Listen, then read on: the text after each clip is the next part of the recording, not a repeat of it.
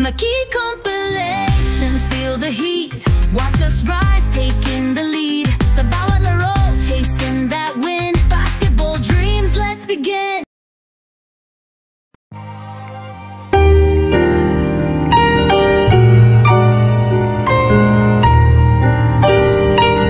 Mga giliw kong taga-subaybay.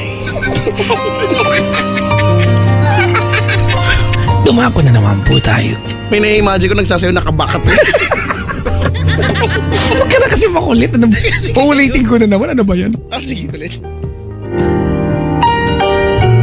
Mga giliw kong taga-subaybay. Yun na dumaan siya. Dumako na naman po tayo sa ating programa. Indang. Oh, buhay pa ako. Si Indang ko ang opisyal na taga-intro. Kada Friday. Ang sulat pong ito ay meron pong layuning pa bagabagin kayo. Bakit nasabi ko na maayos? Tampok po, ito sa ating iliham mo kay Kuya Chico.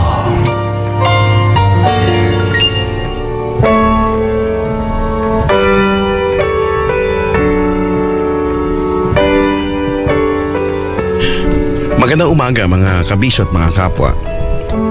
Same to you. Samagot lang sa kami. Eto na naman tayo sa isang portion na pinamagatang iliham mo kay Kuya Chico. At ang sulat... Matawa na ako. Iba kasi magkwento eh. Kasi naman. Sorry po. At ang sulat ay ganito. Dear Kuya Chico. Wala pa. Sorry. Sorry, timig na ako. Pakitago na lang ako sa pangalang Clifford. Pangalan pa lang eh. Sorry, ito na naman ako. Isa akong pilot ng barko. Alam kong hindi naman pilot ang tawag sa kapitan ng barko, pero mas pogi kasing pakinggan ng pilot.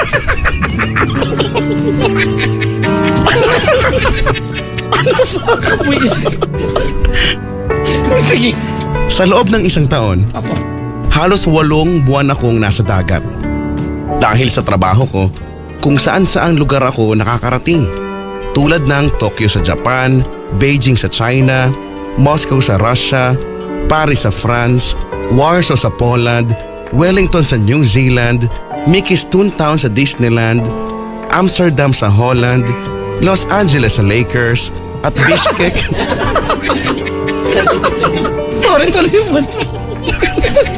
Ano kayang capital niya? Ayaw mo na. Okay. At Bishkek sa Kyrgyzstan. Lugar yun? May lugar ng Kyrgyzstan? Meron! Okay, sorry po, sorry. May Uzbekistan pa nga, may Turkmenistan pa nga eh. Alam ko malapit siya sa Pakistan. Yan oo. Okay, tama. Hindi ko nilalahat, pero may katotohanan sa pagiging playboy. Pero may katotohanan ang pagiging playboy ko bilang seaman. Ako mismo, aminado akong mahilig ako sa babae. Halos lahat ng lugar na mapuntahan ko o mapuntahan ng barko namin ay meron akong chicks. Binigyan nga ako ng nickname ng mga katrabaho ko. Tinatawag nila akong Jake. Wala lang, bagay lang daw sa mukha ko ang pangalang Jake. Tama na. Tawagin kitang Jerome. Hayaan mo na. Bagay lang sa'yo. Sorry. Kahit malayo ako sa mga kamag-anak at kaibigan ko, masaya ako sa trabaho ko. Nakakapunta na ako sa iba't ibang lugar, malaki pa ang sweldo. Madami na din ako naging kaibigan sa barko, kaya mabilis makalimot sa homesickness. May isa lang akong dilema, Kuya Chico. Binabangungot ako tuwing natutulog ako. Hindi ko makwento ang napapanaginipan ko sa mga katrabaho ko dahil Baka mailang sila. Hindi ko alam kung bakit, Kuya Chico, pero lagi ako nananaginip na may kahalikan ako. Okay lang sana kung magandang babae ang kahalikan ko. Kaso hindi. Kahalikan ko sa panaginip ko, si Gerald Anderson.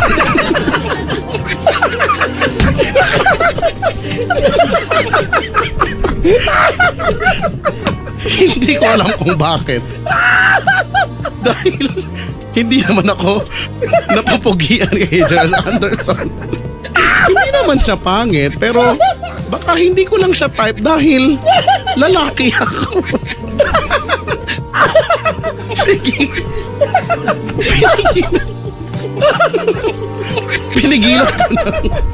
Pinigilan ko ng matulog para hindi ko mapanaginipan yan.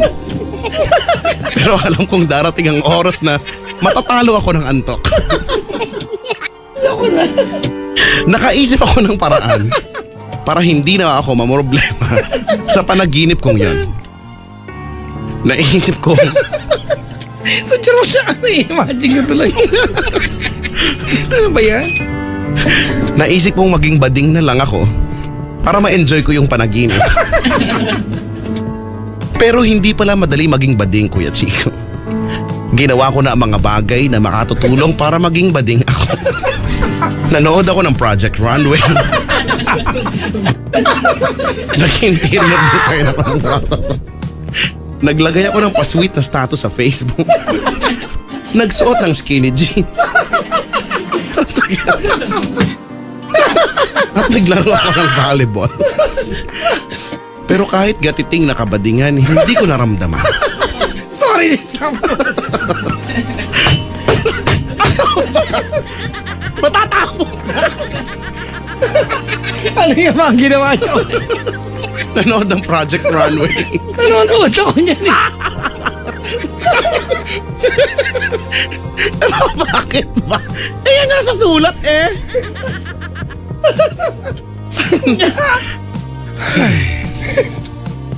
Sana ay mapayuhan mo ako kung paano maging ganap na vakler bago ako makatulog. Dahil baka hindi na lang kiss ang gawin namin ni Gerald Anderson sa panaginip. Lubos na gumagala Clifford. At yan po ang sulat sa iliham mo kay Kuya Chico.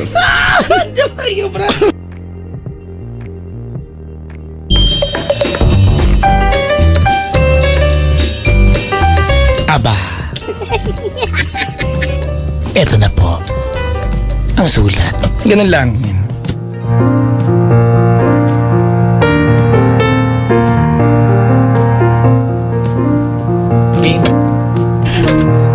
Magandang umaga mga kapwa at mga kabisyo. Eto na naman tayo sa isang panibagong portion na magbabago sa pananaw nyo sa mundo. Ito po ang iliham mo kay Kuya Chico. Chico.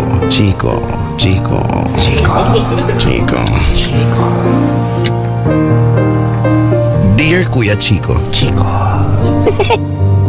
Itago mo na lang ako sa pangalang Jimmy. 23 years old ako at isang photographer. Kadalasang kinukuha ako para sa mga kasal, birthday, fiesta, binyag at kung ano-ano pang okasyon na kailangan ng photographer para magmukhang sosyal. Totoo yan. Dahil sa trabaho ko, nakilala ko ang napakaganda na si Judy. 23 years old din si Judy at nagtatrabaho bilang taga-repack ng toothpick.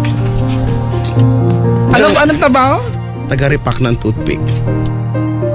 Nangailangan ng photographer ang pamilya nila para sa tuli ng bunsong kapatid ni Judy.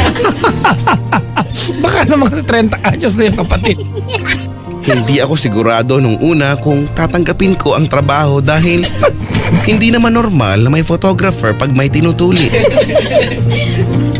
Tatanggihan ko na sana ang tatay ni Judy noon.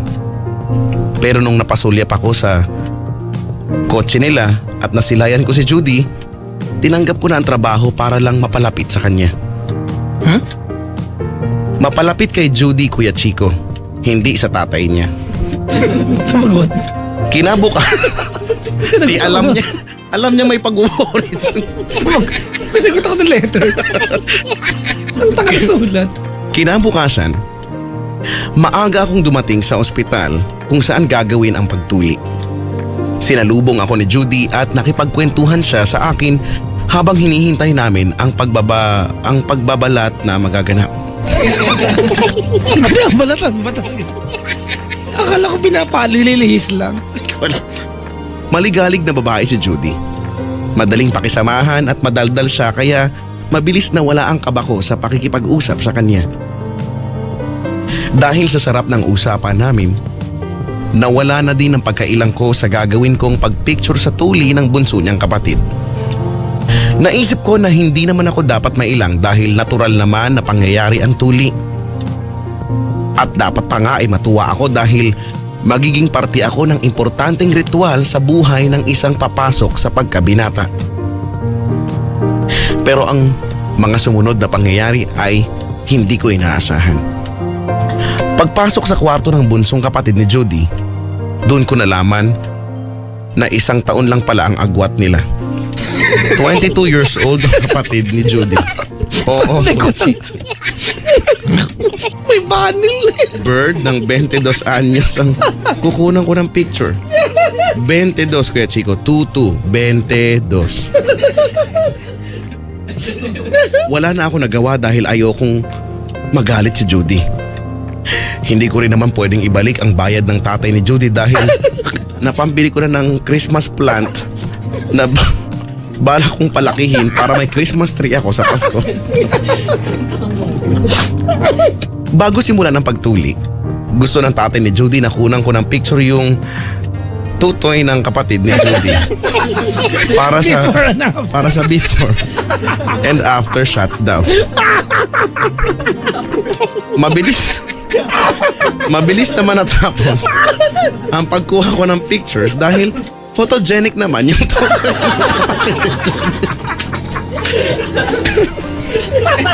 Habang tinutuli ang kapatid ni Judy, lumabas muna kami at nagkwentuhan ulit. Nalaman ko na marami pala kaming common interests ni Judy. Umiinom din siya kapag nauuhaw. At natutulog pag hinaantok. Napansin ko din na pareho kaming kumukurap. Minsan sabay pa. Doon ko naisip na si Judy ang soulmate ko.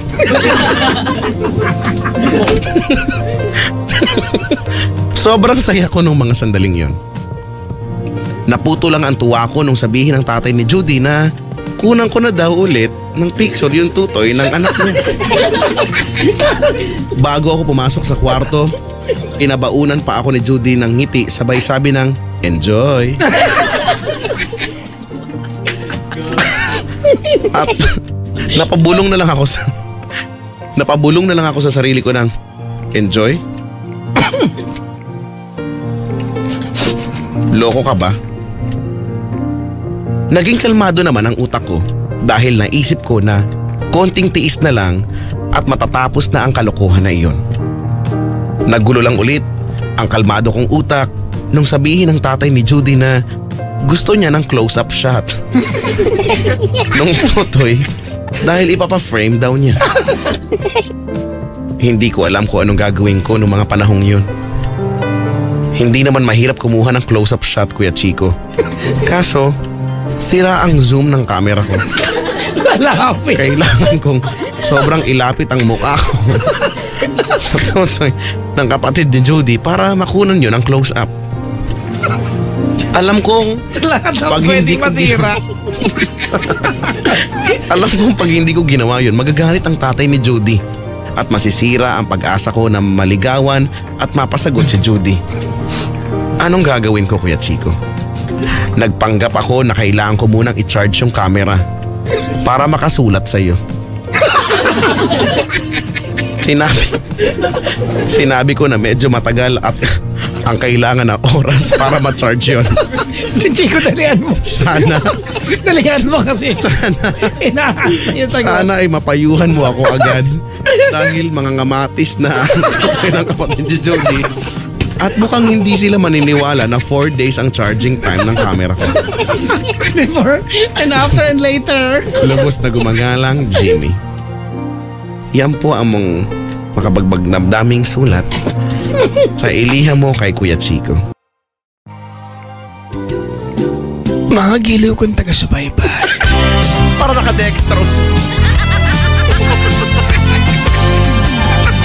Bayoman! Bayoman! Tagapagligtas ng naapi! Bayoman!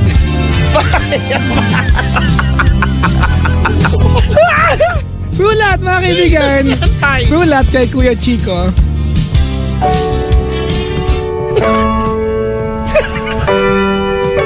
Yung bayo.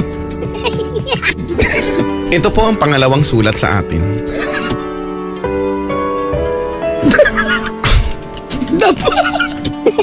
Dapa. Dear Kuya Chico. Gusto ko yung bayo. Itago mo na lang ako. Ano ba?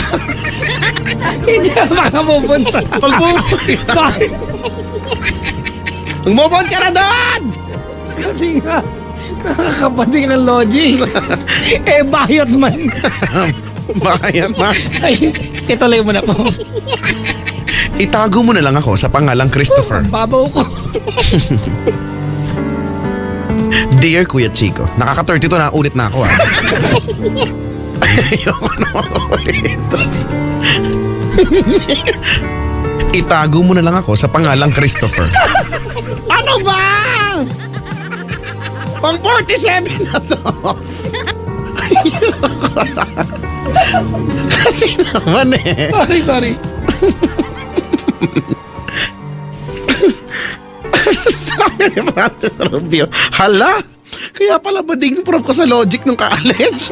Nawalan din siguro siya ng agimat.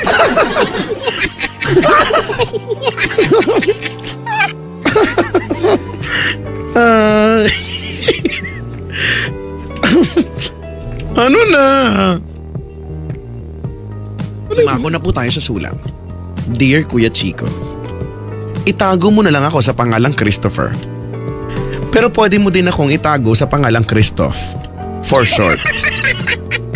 Kung gusto mo, kahit itago mo ako sa pangalang Chris, okay lang.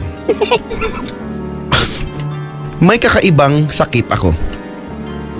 Masayahin akong tao pag Mondays, Wednesdays, and Fridays. Pero sa ibang araw, sobrang depressed ako. Wala namang dahilan para ikalungkot ko.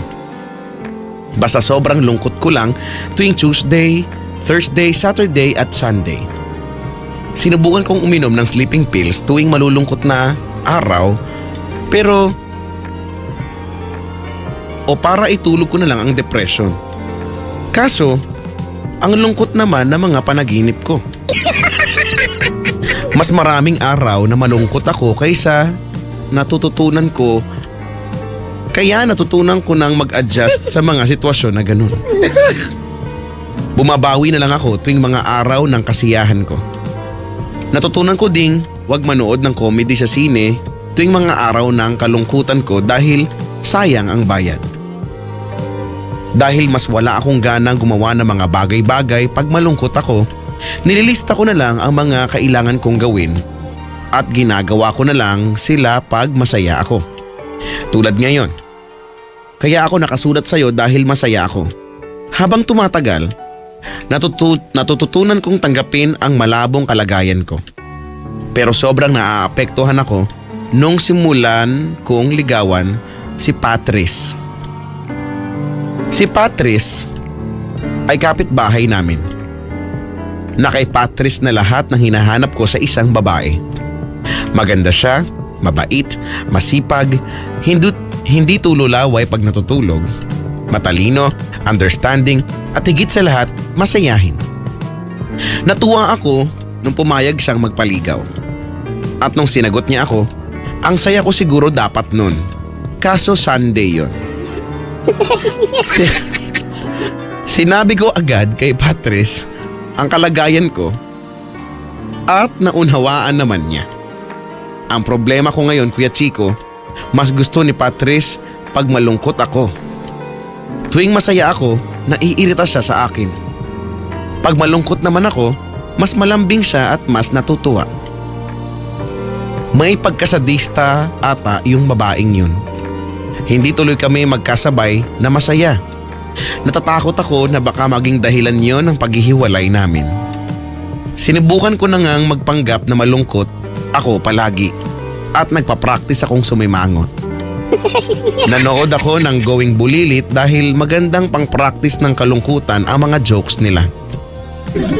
Naging okay naman ang plano ko dahil tuwing nagpapanggap lang akong malungkot, in reality, pareho kaming masaya ni Patrice. Sa ngayon, tinutuloy ko lang ang pagpapanggap at pinipigil ko kapag natatawa ako. Para kahit Mondays, Wednesdays, and Fridays lang, masaya kami pareho. Pero gusto ko pa rin malaman, Kuya Chico, may gamot ba sa ganitong sakit? Kung wala, anong gagawin ko sa sitwasyon namin ni Patrice? Sana ay mabigyan mo ako ng sagot agad. Dahil nagyayaya si Patrice manood ng Justin Bieber concert sa DVD. At hindi ko alam kung kakayanin kong pigilin tumawa. Lubos na gumagana. Christopher. O kaya Christoph for short. Pwede ring Chris lang. At may ipis dito. Bakit may gumagana na ipis? Yak! Sa may ipis? Dito sa may ipis! Alright mga kaibigan, dumako na po tayo sa pinaka-aabangan. Ako inaabangan ko rin to, Chico. I'm a fan of this new segment. Diba? Ang ating pinamagatang liham kay Kuya Chico.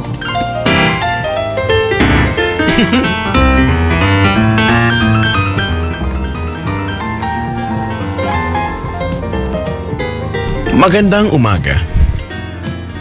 Narito na tayo sa isang portion na pinamagatang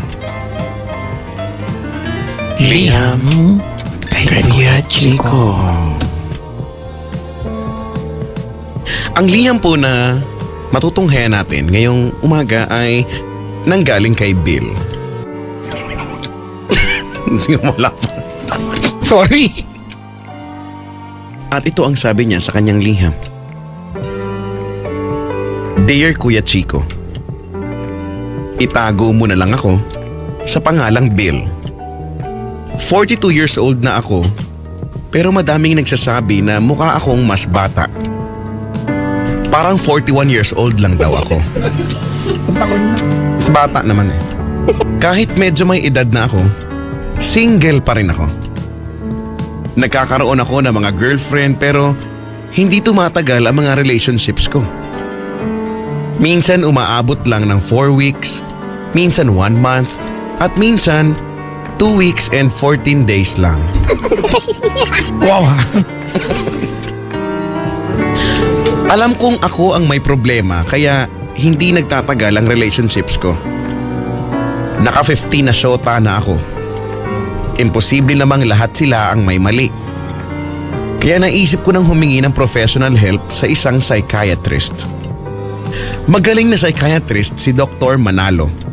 Caring siya sa patient, empathetic siya sa patient, at patient siya sa patient. Kasi nga, mapagpasensya. Okay. Ibang doktor mainit ulo eh. Madami ng taong natutulungan o natulungan sa psychological problem si Dr. Manalo. Sabi dito, ano yung liham kay Kuya Chico the fuck?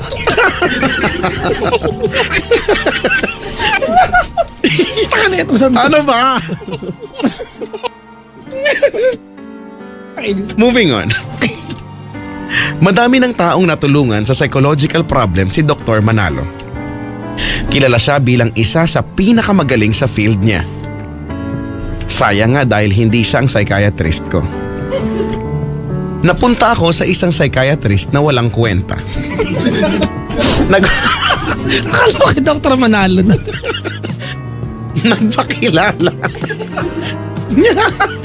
Nagpakilala siya bilang si Dr. Jerome. Saan ka naman nakakita ng doktor na first name ang gamit? Oo nga. Oo nga. Dr. Jerome. Nagduda ako pero tinuloy ko ang therapy. Hindi pa nakasaad kung paano siya napunta ron? Hindi. Ay, isa ka parang na-misplace lang siyang doktor. Gumastos ako ng libo-libo, may butal pang hundreds. Pero mukhang piniperahan lang nung psychiatrist ko ang mga pasyente niya. Pare-pareho lang ang sinasabi niya sa lahat ng pasyente. Ang mga nirereseta niya ay 2 bote ng gin para makalimot daw sa problema. Effective naman. Nakakagago lang. Sabi dito, todo build up kay Dr. Manalo. Sabay walang kinalaman. Hindi nga siya eh. Titigil na sana ako sa pagpunta kay Dr. Jerome nang biglang namatay si Dr. Jerome. Ang pumalit sa kanya sa office niya ay isang babaeng psychiatrist, si Doktora Dalisay. Magaling si Doktora Dalisay. Kaya lang, nadidistract ako sa legs niya. Sexy kasi siya, Kuya Chico. Sexy talaga. As in chikas. Yung mga tipong pag nakita mo, boom! Well, anyway. Magaling mangilatis si Doktora Dalisay. Inaalam talaga niya ang ugat ng problema. Kaya mabilis niyang natutulungan ang tao. Lumalim ang pagkakakilanlan niya sa akin nung unang beses pa lang naming magkakilala. Binanggit ko lang na may problema ako sa pag-maintain ng romantic relationships. Napansin niya na hirap ako mag-open up sa ibang tao. Sinabi niyang gagamitan na lang daw niya ng logic ang observation phase ng therapy ko. Sinabi niyang aalamin daw namin ang ugat ng problema ko sa pamamagitan ng pag-trace ng mga isasagot ko sa tanong niya. Tinanong ko kung paano yun. Kaya binigyan niya ako ng example. Tiningnan ako ni Doktora Dalisay.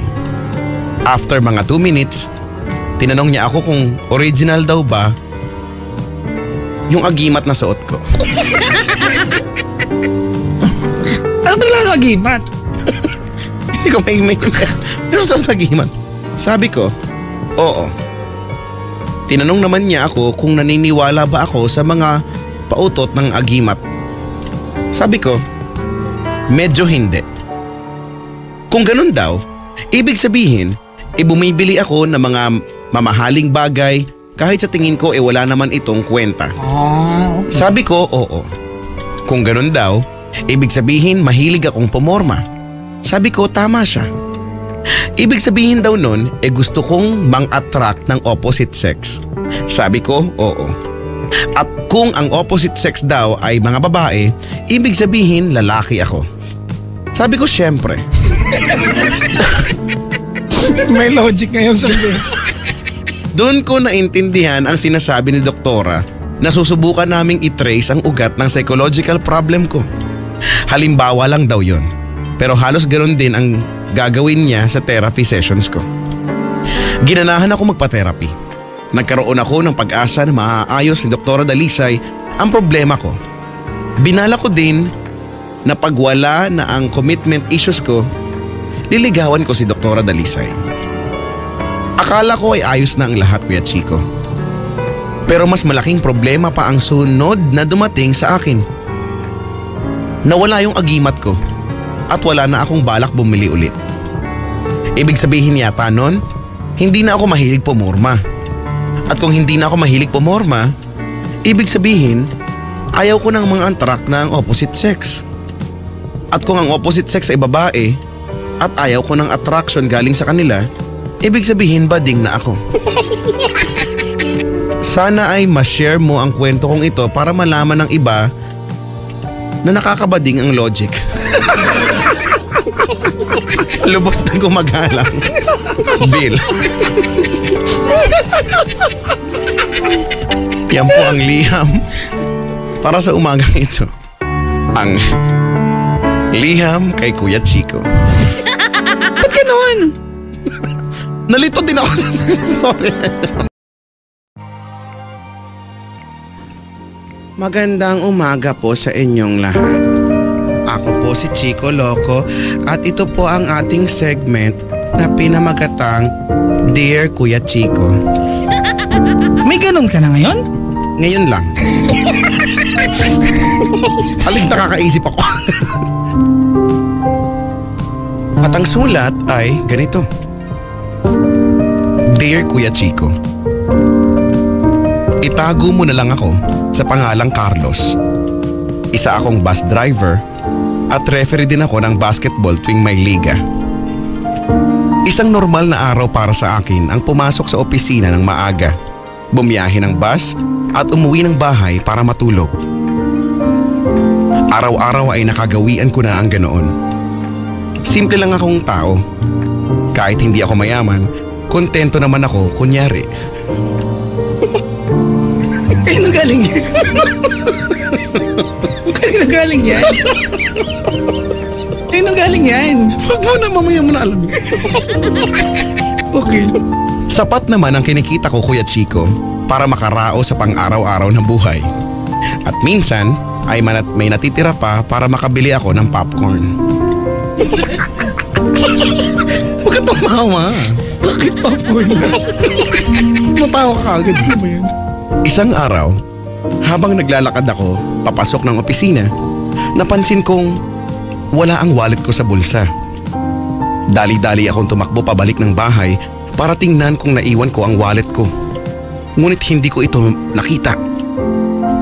Itatanong ko sana sa katulong kung nakita niyang pakalat-kalat ang wallet ko, kaya lang wala naman akong katulong.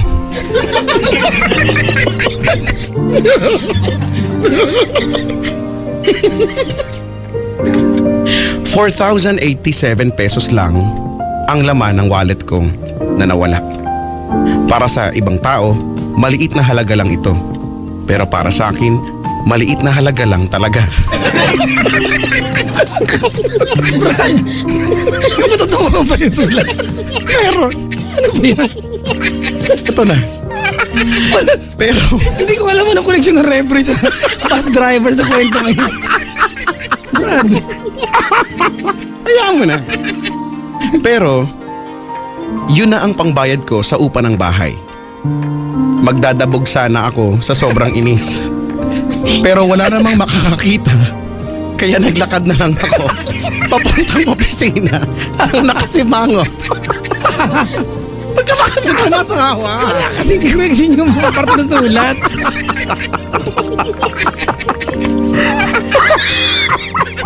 Kasi naman ako tumawa. Wala kasing connection, Brad eh. Eto na, magkakaroon na ng connection. Sa aking paglalakad ay may napansin akong hugis itim sa lupa.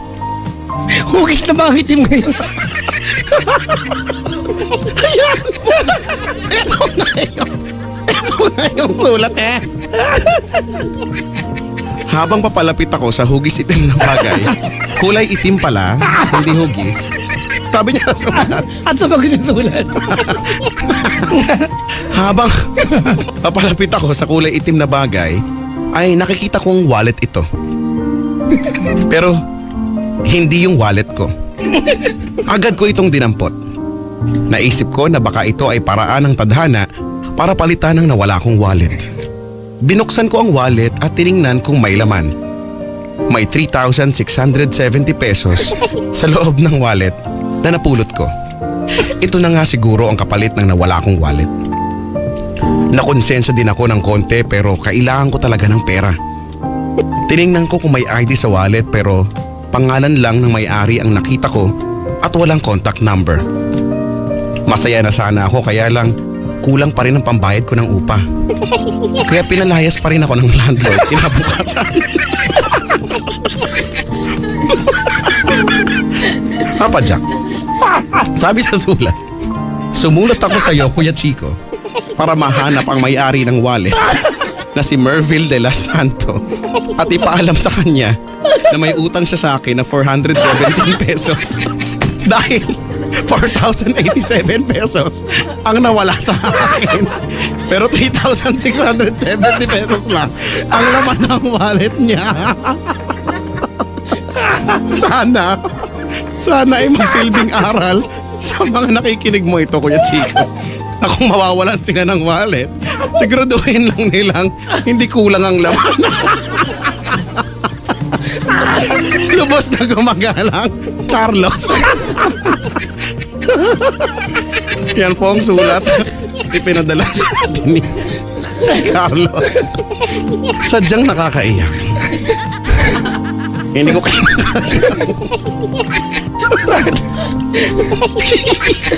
ay. Kanino galing yan? Kay Carlos. At kung bibigyan natin ng title, ang storyang ito, ang title nito ay Utang.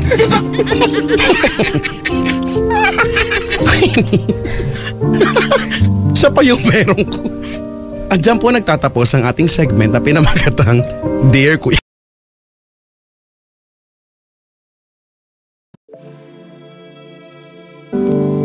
Magandang gabi mga kamuka. Dumago po tayo sa portion na ito na pinamagatang Dear Kuya Chico. May ganong portion? Ngayon lang. Okay. Ngayon lang siya nabuo. Good. At ang sabi sa sulat, Dear Kuya Chico, itago mo na lang ako sa pangalang Darwin. Ako ay isang bodybuilder / bouncer sa isang club / cashier sa sari-sari store. Mayroon akong dalawang cute na anak. Si Greg, 25 years old, at si John, 25 years old din. Kambal sila. Parang kapangalan namin ng kuya ko yan, brada. Oo nga! Brad, meron ka bang Brad, motibo sa ginagawa? Wala. Ha? Hindi, alam mo ngayon ko lang na-realize. Oo nga, no? Gaya mo na lang yan, Sige na. Okay, sige na, okay. Masaya ang aming pamilya kahit na 3 lang kami. Iniwang kami ng ina ng mga anak ko noong mga bata pa lang ang kambal. 12 years old lang si Greg nang iwanan kami ng asawa ko. Hindi ko na matanda.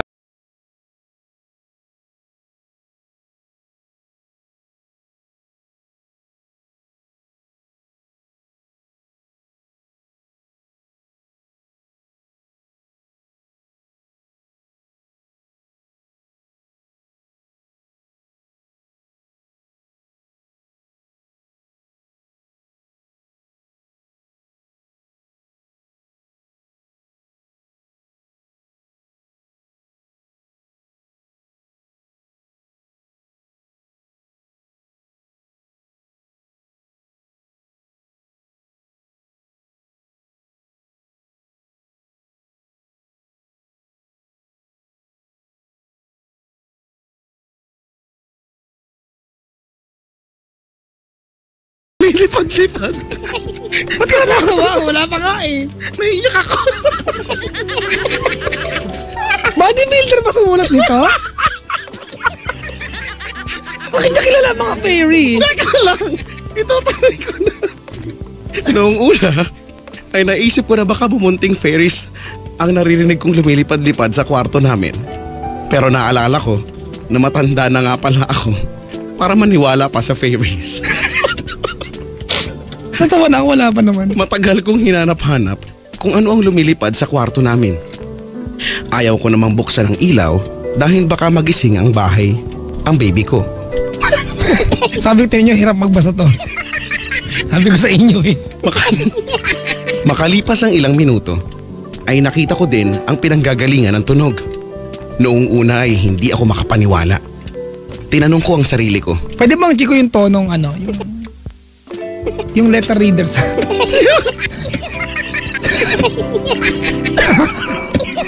Kaya mo yun. Sige na. Naging. Tinanong ko ang Sige na. sarili ko. Totoo ba ito? At sumagot din ang sarili ko.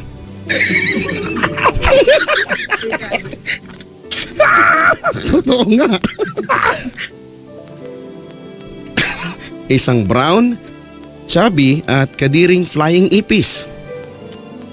Dahan-dahan kong kinuha ang sandals ni Jan. Ay, ni Greg pala. Sorry, magkamukha kasi sila. At nung lumanding yung ipis ay tadingding, ay inihanda ko na ang sarili ko. Papaluin ko sana ng ipis nang biglang Natulog na nga. Natulog mo na. lumipad ang ipis at lumanding sa mukha ni Greg. Hindi ko alam ang gagawin ko. Pababayaan ko bang tapak-tapakan ng ipis na yun ang mukha ng baby ko? O hahampasin ko ng sandals ang ipis sa mukha ni Greg kahit masaktan siya? Sana ay mapayuhan mo ako bago magising si Greg. Nagmama, lubos na gumagana. Darwin. Malaki bahasan, walang utak.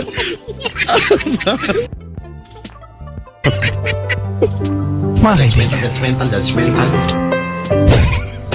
eto na po ang sabi tayo. Liham Kay Kuya Checo. Checo.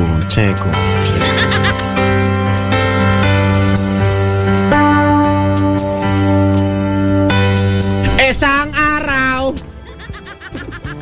Ito na po ang liham kay Kuya Chico. Liya ka yung tenga ko sakit. R.I.P. eardrum. R.I.P. Nagulat Hammer, talaga. anvil, stirrup. Yun yung three Dumugot tiny na bones. Nag-vibrate na hanggang bukas. Ready na? Apo, paulo ka. Ito na naman po ang liham kay Kuya Chico.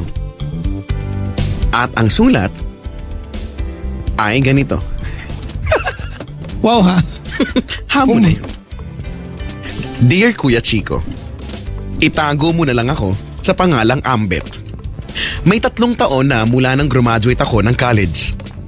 Nagtapos ako ng course na nursing sa isang ospital na nakiuso at naging nursing school para pagkakitaan ang mga taong tulad ko na nag-akala na magiging in demand ang mga nurse hanggang sa ibang planeta. Totoo yan. Diba? Nung graduate ako, Iba waiter na. naghanap agad ako ng trabaho dahil agawan sa bakanting spot ang mga bagong nurses. Sa kabutihang palad, napasama ako agad sa listahan ng mga under consideration para maging resident nurse sa isang hospital. Pang 472 daw ako sa listahan at tatawagan daw nila ako agad pag nagkaroon ng opening. Pag siniswerte ka nga naman. Habang nag-aantay akong matawagan, hindi ako lumalabas ng bahay. Iniisip ko kasi na baka magkaroon ng opening doon sa ospital. At pag tinawagan nila yung 471 na una sa akin, baka busy lahat ng landline nila. At sana, lowbat ang cellphone nilang lahat. Pero makaraan ng 2 days, nawala na ako ng pag-asa. Sinubukan kong maghanap ng trabaho sa internet. May mga opening na nursing position sa ibang bansa, kaso ang gusto nila ay may 2 years experience.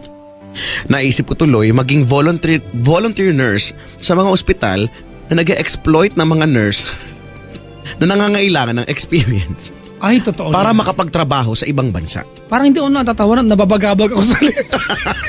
Sabi ko sa inyo, seryoso kasi to eh. Ano ba yan? Sinuwerte naman ako dahil okay ang napasukan kong ospital bilang volunteer nurse. Volunteer. May libreng banana queue tuwing Thursday at walang bayad gumamit ng CR. Isang araw, habang on duty ako sa ospital, tumawag ang mama ko. Ibebenta na daw nila ang bahay at lupa namin sa Laguna at gagamitin nila ang pera sa pagre-retiro. Gusto daw kasi nilang mag-enjoy o ma-enjoy ang buhay. Naging mabait at mapagmahal ang mama at papa ko. Nag-iisa akong anak kaya spoiled ako. Ngayon na malaki na ako, panahon na siguro na sila naman ang magpasarap. Kaso, wala akong mamanahin. Bad trip. Every month, nagpapadala ang mama at papa ko ng mga postcard kung saan na sila nagbabakasyon. May postcard galing Mexico, Australia, Jamaica, Quiapo, London at iba pang lugar. Kahit naiinggit ako sa kanila, natutuwa din ako dahil mukha silang masaya. Hinihiling ko gabi-gabi ang kaligtasan nila at pinagdarasal ko na sana ay pinagdadasal din nila ako. Redundant na. Nung makuha ko ang 2 years experience na kailangan para makapag-nurse sa ibang bansa, akala ko madali na. Pero dahil hindi na ganon ka-in-demand ang nurses at madami na din ang bansa na nagmamanufacture ng nurse, lumipas ang 1 taon na wala akong ginagawa. Napagpasyahan ko na magtrabaho sa call center para matustusan ang pangangailangan kong mag-post sa Facebook ng pictures na nagbabakasyon ako at gumigimik. Akala ko magiging routine na ng buhay ko at wala na akong ibang gagawin kundi magtrabaho nang biglang tumawag si mama. Ito na. May promo daw ang susunod nilang bakasyon. Buy 2 tickets, get 1 free. Baka may kilala daw ako na gustong sumama sa kanila. Muntik ko nang murahin si mama.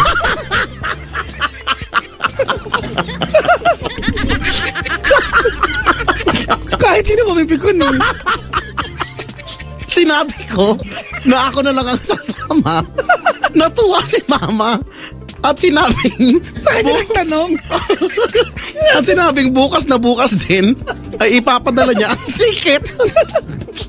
Nung dumating ang ticket, nakita ko na sa Tibet pala kami pupunta.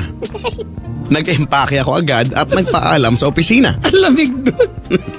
Pagdating sa Tibet, sinalubong ako ni mama ng yakap.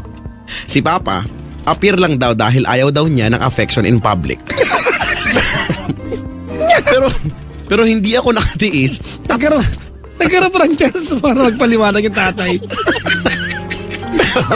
Hindi ako nakatiis at niyakap ko si papa. Niyakap din naman niya ako bago niya ako sikmuraan. Doon sa Tibet, enjoy lang kami. Kain sa labas, kuhaan ng picture para sa Facebook. Walang gaano restaurant doon. Punta sa mga tourist spots. Sa huling araw ko sa Tibet, niyaya ako nila papa sa isang temple. Madaming turista sa temple. At sa labas ay may nakita akong matandang nagbebenta ng mga lumang libro. Mga libro daw ito ng self-awakening at realizations. Binili ko agad dahil libre naman ni papa. Pag uwi ko sa Pilipinas, balik trabaho na naman ako.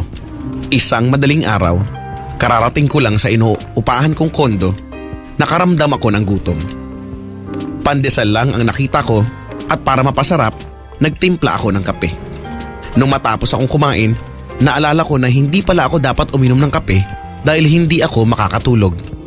Naisip kong magpaantok muna sa may terrace. Nagyose muna ako at para mapasarap, nagtimpla ulit ako ng kape. Hindi ba ingay dyan? Lumipas ang 2 oras at hindi pa rin ako inaantok. Naalala ko yung librong binili ko sa Tibet.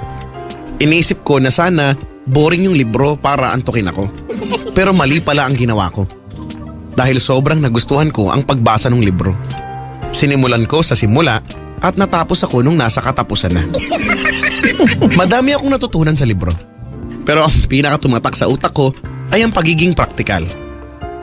Hindi daw mabubuhay ang tao kung puro material na bagay lang ang gugustuhin niya. Lumipas ang ilang araw, Kuya Chico. Pinag-iisipan ko pa rin ang mga nababasa ko. Naisip ko na ang dami kong ginagastusan na hindi ko naman kailangan. Naisip ko din na yung mga sinaunang tao naman ay hindi naman maluho pero Kinaya naman nilang mabuhay. Alam kong kaya ko din mamuhay ng simple, kaya nagkaroon ako ng idea para sa isang life-changing experience. Magiging caveman ako. Sabi ko na eh. Hindi na ako magtatrabaho at manghuhuli na lang ako ng hayop para kainin. Mamimitas na lang ako ng mga prutas at gulay. Hindi na din ako bibili ng mga damit at bahag o kaya balat ng hayop na lang ang isusuot ko. Pwede kong gawing damit ang balat ng wolf, cow, lion, bear o kaya bangus.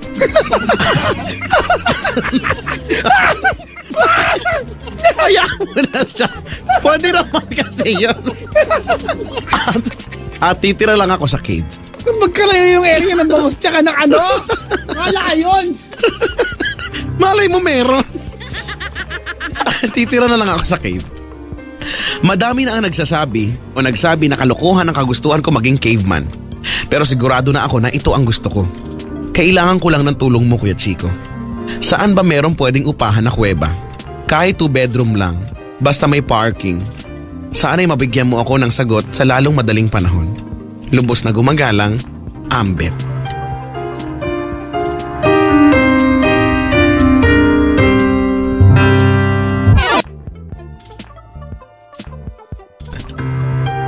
Eto na po ang ating pangalawang sulat. Dito lamang siya. Liham kay Kuya Checo.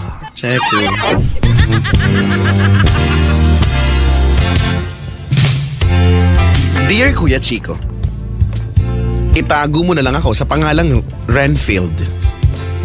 Isa akong professional third place winner sa mga singing contest.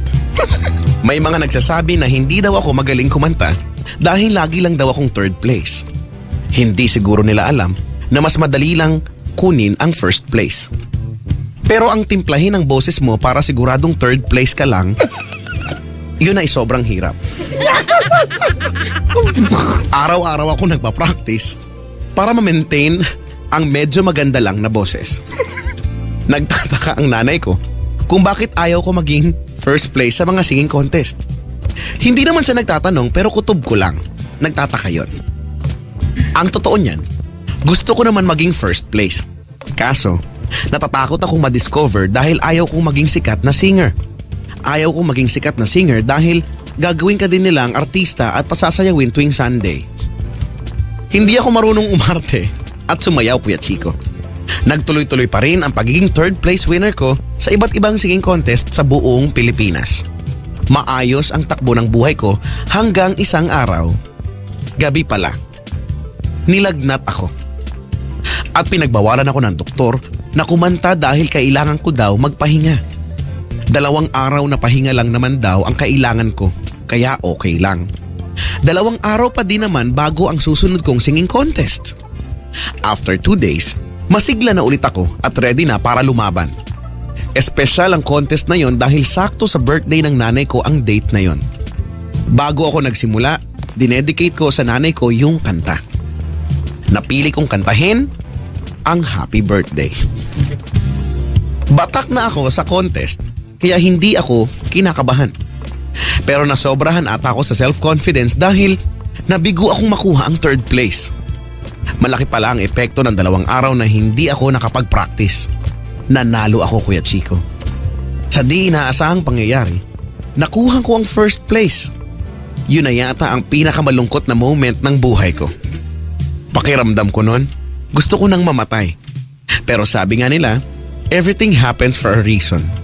Kaya naging matatag ako at tinanggap ang katotohanan. Awa ng Diyos, hindi naman ako na-discover at hindi ako sumikat. Mas pinag-igi ko ang pagka-practice at ngayon ay puro third place na ako ulit. Sana ay mapulutan ng aral ng mga readers mo at mga listeners mo ang kwento ko at malaman na hindi tayo bibigyan ni Lord ng blessing na hindi natin kayang lampasan. Lubos na gumagana. Renfield. Masaya nga namang sumali sa mga singing contest, Renfield. Yun nga lang, paminsan, mahirap na hindi mo nakukuha ang gusto mo na maging third place lang. Pero tiwala lang, puso lang. Makakamit mo yan. Good luck sa iyong karir. Yan po ang ngaliham kay Kuya Ch. Mga kaibigan, dumako na po tayo sa ating programa at segment tuwing araw at umaga na pala ng Sabado. Oh. Ang segment na pinamagatang Liham kay Kuya Checo. Check.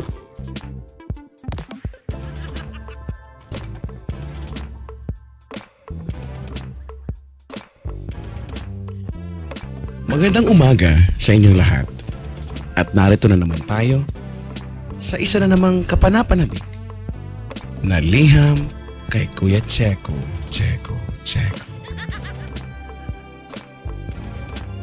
Ang ating liham ngayong umaga ay go something like this. Wow, may English na part. Plastic lang, wala yan. Hamo na yan, na-rehearse ko na yan eh. Dear Kuya Checo, itago mo na lang ako sa pangalang Bernadette Ann Sensoho de la Fuente. Isa akong researcher para sa isang fashion magazine. Iba ang tunay na personality ko at iba ang socialite/fashion na mundo ko. Tuwing nasa trabaho ako, ay nag-i-Englishan kaming lahat and we always beso-beso, pero ang totoo ay simple lang ako. At hindi ako magaling mag-English. Natututo lang ako mag-English kakanood ng wrestling.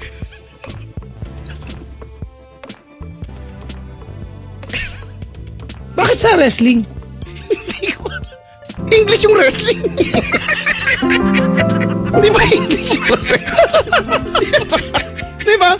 And always back it up! Look, pile driver! Di ba? There's a choke slam! Ganon, di ba? Oh. English. Isang gabi, habang nagkakape ako sa isang mall, nakita ko si Carla. Katrabaho ko si Carla at isa siya sa mga sosyal talaga sa office. Typical na sosyal si Carla. Maganda, matangkad, at laging mukhang mahal. At nung nakita ko siya, I was surprised. Hindi ko alam ang gagawin ko. Papansinin ko ba siya? Kahit na alam kong makikipag-Englishan sa akin, o iiwasan ko ba siya? Magtatago sana ako sa likod ng kasama ko. Kaya lang, wala naman akong kasama.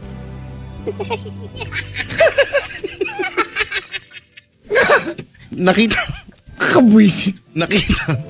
Nakita ako ni Carla at tinawag niya ako.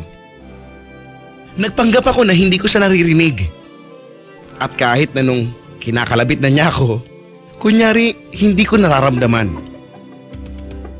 Pero nung pinaso niya na ako ng sigarilyo, napaaray ako. Kaya wala na akong magawa.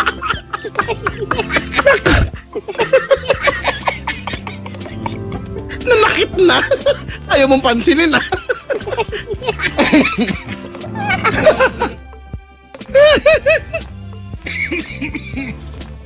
Wala na akong magawa. Hey, Carla, what a coincidence.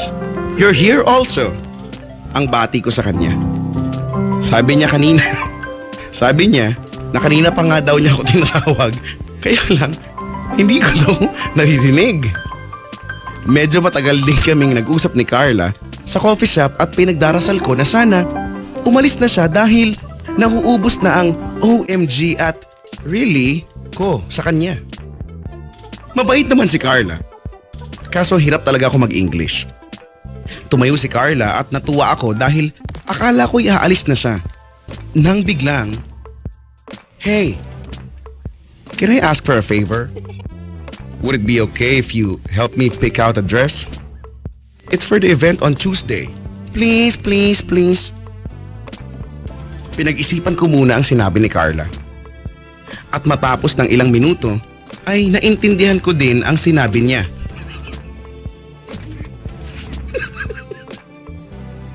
Gusto ko sanang tumanggi, kaya lang, mas mahaba pa ang sasabihin ko. Kaya sabi ko na lang, sure.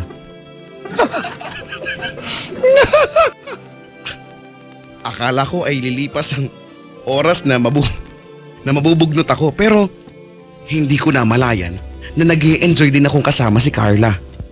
At natuwa naman ako nung sabihin ni Carla na ililibre daw niya ako ng dress dahil sinamahan ko siya. Kahit nahirap ako mag-English at halos kalahati ng lahat ng sinasabi ni Carla ay hindi ko naiintindihan, nag-enjoy talaga ako dahil mahilig ako mag-shopping. Okay na sana ang lahat. Pero ang mga sumunod na pangyayari ay hindi ko inaasahan.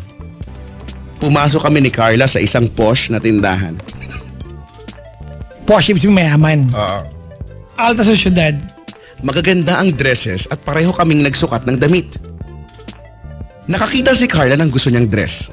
At sabi niya ay pumili daw ako ng gusto ko dahil ililibre nga daw niya ako. Yung huling dress na sinukat ko ang pinaka nagustuhan ko, Kuya Chico. Lumabas ako ng dressing room at pinakita kay Carla ang suot ko. Sabi niya, "Oh, that's so pretty. I like that stitching on the strap on the left hem." Hindi ko masyadong naintindihan. Pero dahil may pretty, yung sinabi niya ay natuwa na ako. Pero, nang sabihin niyang, "Turn clockwise so we can appreciate the stitching design," nayanig ang mundo ko. Bakit? Alam ko na ang turn ay umikot. Pero ano yung clockwise? Pakaliwa ba yun o pakanan? Bakit ba kasi hindi na lang leftwise at rightwise? Kuya Chico, ano ba ang clockwise? Sana ay mabigyan mo ako agad ng sagot. Dahil hindi ko ulit pinapansin si Carla. At hindi ko alam kung hanggang kailan ko kayang tiisin ang paso ng sige.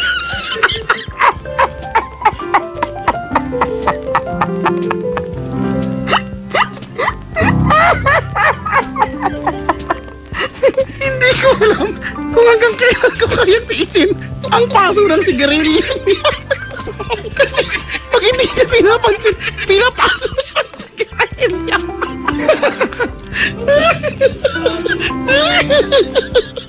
Lubos na gumagalang. Bernadette Ann Sensoho de la Fuente. Yan po ang sulat. Ang liyam kay Kuya Checo. Nananakit ka. Hindi pinapansin. Kasi nga eh.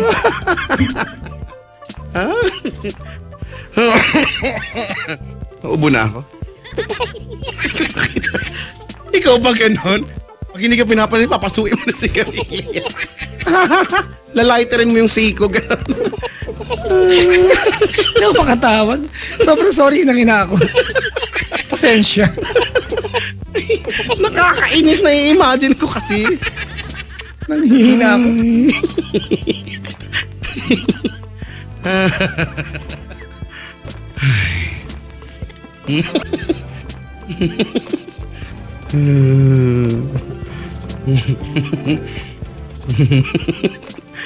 Ayoko na.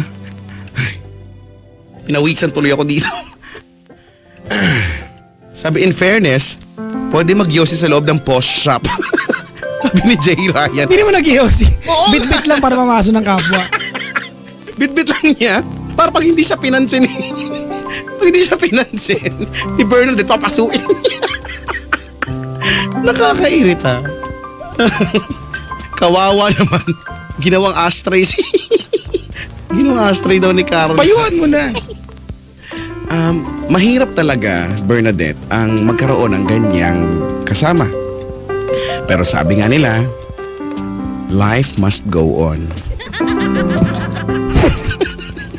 Tiwala lang at puso lang. Wala ka dugtong-dugtong, Brad. Ginawa. Ano ka ba? Nag-advise nga ako eh. Let's go on mo. Paano naman naging kadugtong niya na pagpaso na sa sigarilyo? Dumako na po tayo sa ating pinakaabangan. Ang kinapapanabikan, isang buong linggong inaantay ng sambayanan. Ang sagot sa ating pagkagutom. In English, pagkagutom ng pangkalahatan ay mass starvation. Bakit? Mass. Pangkalahatan is starvation pagkagutom. Mass starvation. Ito na po ang liham kay Kuya Chico. Checo!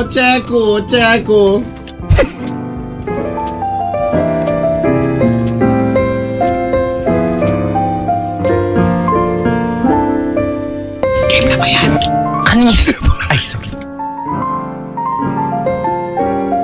Magandang umaga po, mga giliw na taga-subaybay. May nag-tweet. Anong daw? Gandang umaga dito. Ang bilis naman ng tweet. Agad-agad. Narito na naman po tayo sa isang portion na liham kay Kuya Checo. At ang liham ay ganito. Dear Kuya Chico, itago mo na lang ako sa pangalang Nestor. Sa murang edad ko ngayon na 18 years old, masasabi kong mas malawak pa ang aking karanasan sa buhay kumpara sa mga 19 years old.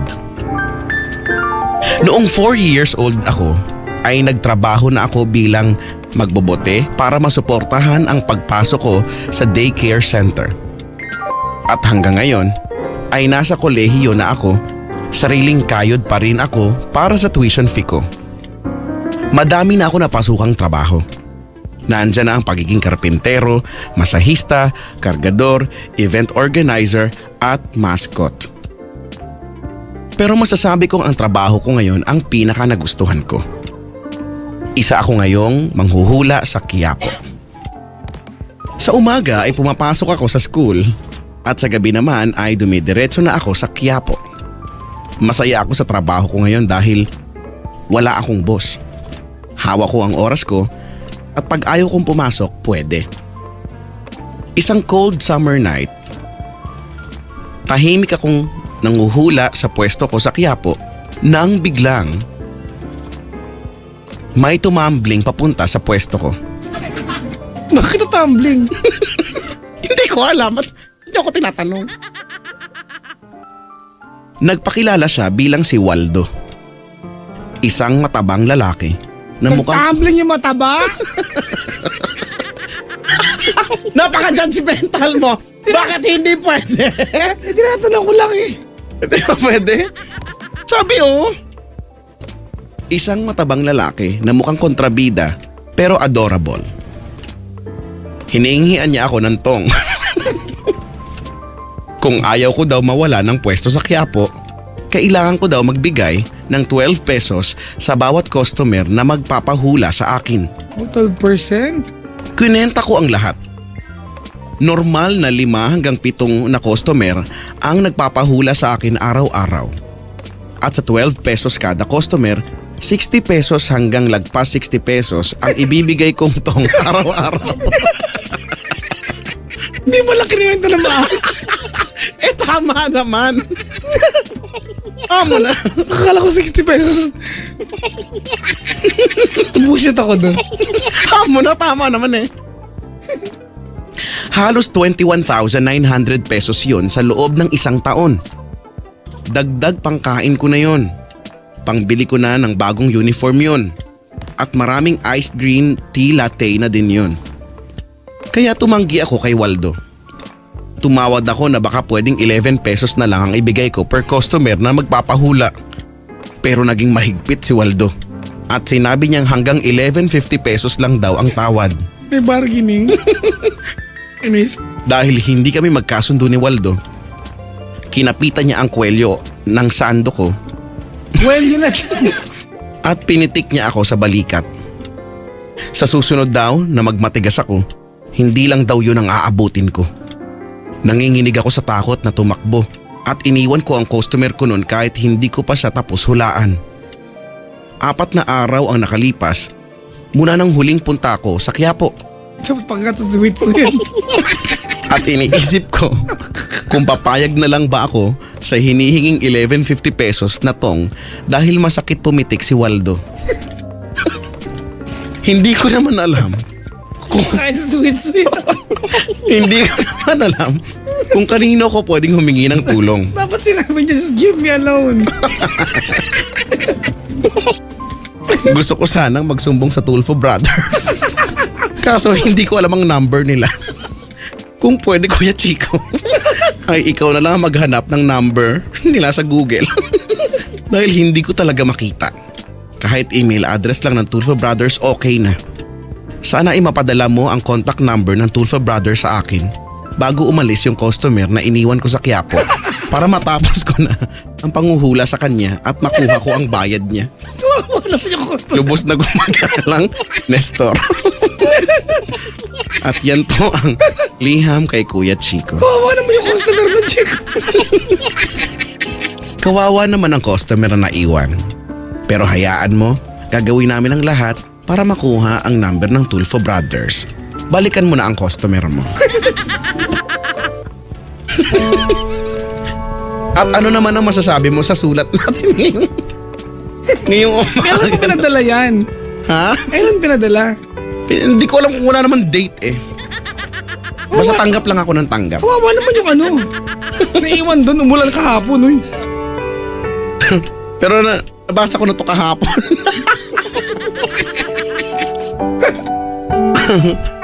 Ay, nako. Kawawa naman siya. Wala, mas patokin na sweet soy.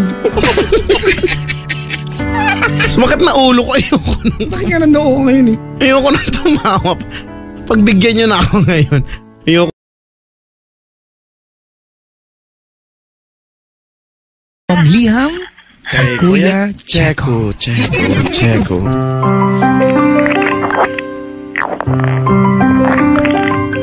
Magandang umaga po sa inyo lahat at nandito na naman tayo sa isang nakakakurot sa puso na portion na liham kay Kuya Checo.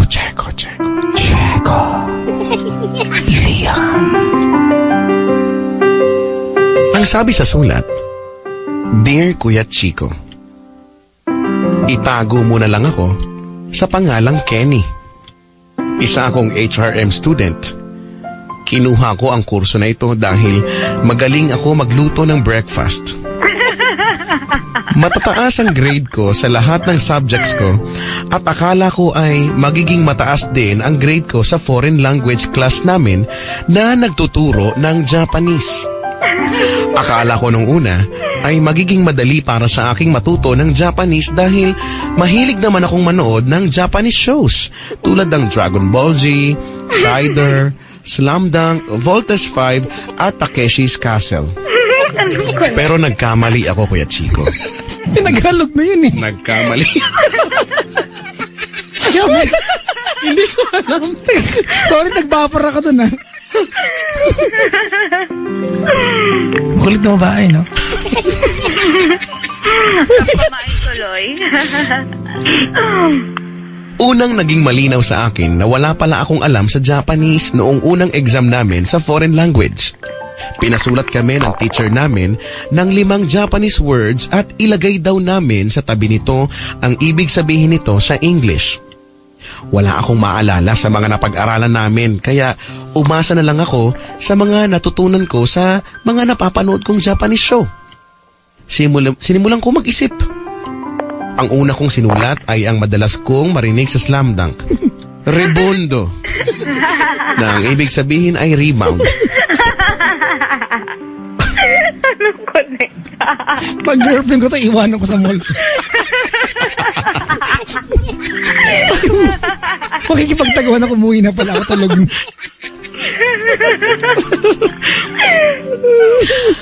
Ang talaga.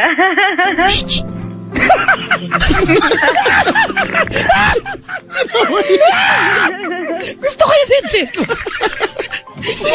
Sinaway. Tita Gio, ang kulit mo. Bakit naman di ako nagsasalita? Ang sumunod na sagot ko ay Voltes 5. Ba?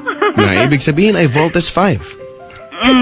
Pangatlong sagot ko ang Kamehame Wave. Na ang ibig sabihin sa English ay Hadouken. Hindi English. Malay ko ba? Hindi rin English.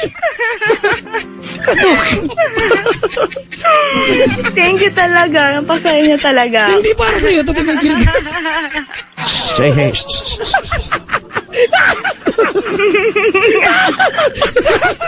Ginanya kasi ako nung maliit ako, pero natakot ako eh. Ganyan, no? Yan sila man sa no? Umuhi ako. 3 araw hindi lumabas. Natakot ka? Natakot ako.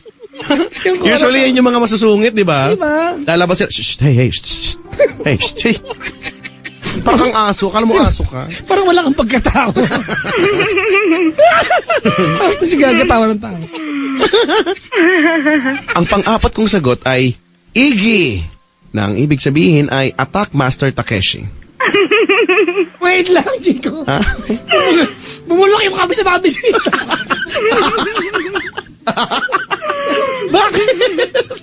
Bakit mo binuga? Ang kadiri nito. Ano yung pangatlo? Iggy, na ang ibig sabihin ay Attack Master Takeshi. Anong cartoons yun?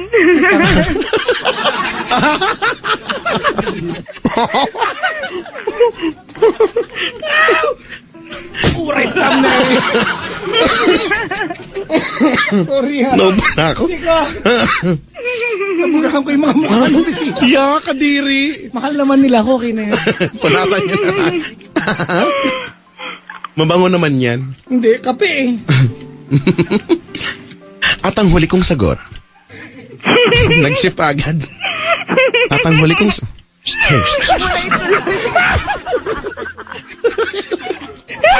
ano ba? Parang siya yung...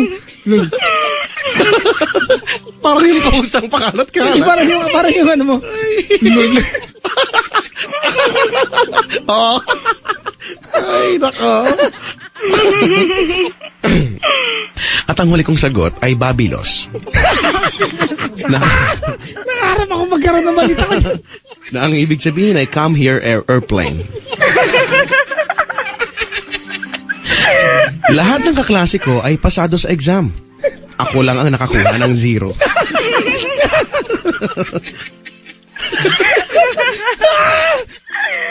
Babilos! Naniniwala ako na hindi nagbibigay si God ng pagsubok na hindi natin kayang lampasan.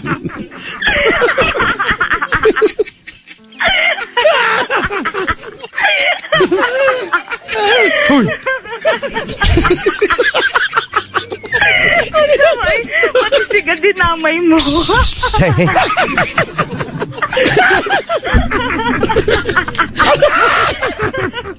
Ba't yun na? Hindi makaramdam siya. Hindi makaramdam si Tanga.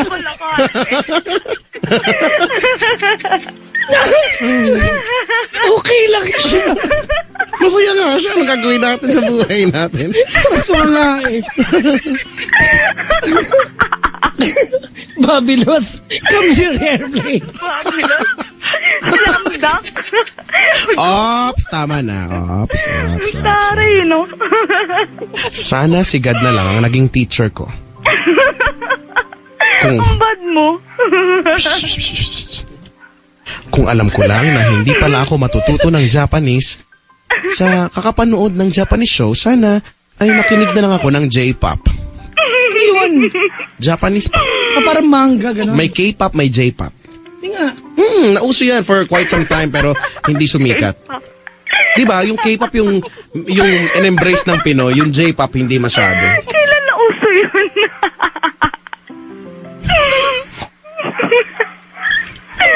Saway? Ante, umaga na ante. Sakit na nga ng tiyan ko eh. Yung panga ko lawlaw na.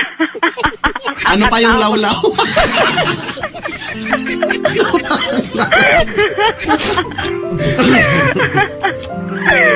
Saway? Bakit naman kasi salita sa Japan pa ang napiling ituro sa foreign language class namin?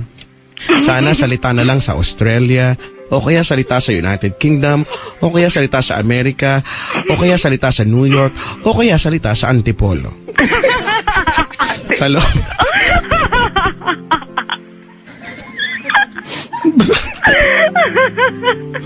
Brad. Luluwa na ako sa inyo. Baka lumuha yung buwang. Huwag ka masyadong nawa. Tululaway ko. Ya, kadiri. Kadiri talaga.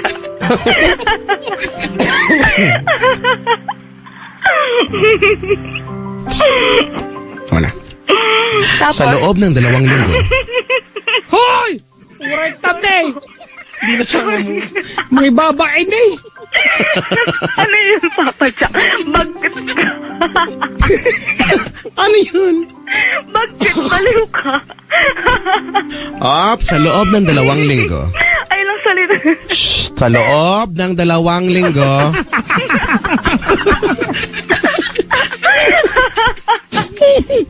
Hindi na makamove. Nagalit na yung nagkukwento. Naiituloy ako ngayon.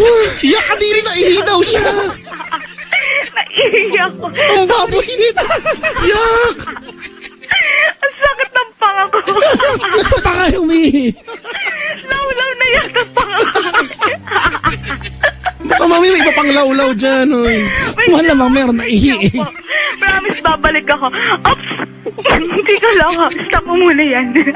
Ako masusunod. Joke lang. Wait lang. You will learn to love and hate her at the same time. Oo, di ba? Di ba, ano? Sarap maging single. Wala tayo, walay. Walang connection. Epekto na. Ang sarap tampalin ng cheese grater nito. Nakasinghot ang pinagbabawal na utot yan si ate. Tama. Sige na, umihi ka na doon. Dali Wait na. lang. Sorry. Naka-1,000 siyang comment sa akin. Ang saway ka. Wait ka lang ha. Wait lang. Saway. Comment ba? Yes, wala na siya. Huwag mo ituloy yan. Kailangan natin siya. Bilis mo nyo. Sumigaw ka para alam namin umiihi ka! Hoy! Parinig mo pa sa lupa yan. Isirit mo! Isirit mo sa tiles! Para alam namin! Isirit mo sa inidoro yun! Di ba pwede naman yun ah? Sa lalaki nagagawa yun ah! Di ba yung sinisirit sa inidoro, no? Tapos tumatalisik Pag sa lupa yan, ano yan? kasi butas yung lupa. Kaya lang ang putik nun sa may pisngi. Sa pisngi mo kasi tatalsik yun eh. Malakas yung talsik. Bakit ang pisngi? Nakadapa ako eh. Bahala na. Hayaan mo na. Nakadapa ka ba ko? Oo, kasi... Ay, naku. Ano ba naman ito? Ayan na siya.